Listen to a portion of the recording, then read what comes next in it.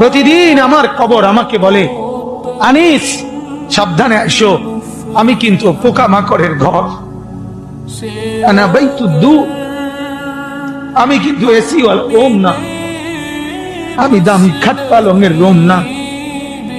কবর আমাকে বলে, আনিস আমি কিন্তু পোকামাকড়ের ঘর, আনা বাইতুল ওয়াহদা, আমি একাকী ঘর, একাকী ঘর, যে ঘরে আর কেউ থাকবে না, কেউ না, কেউ না, কেউ না।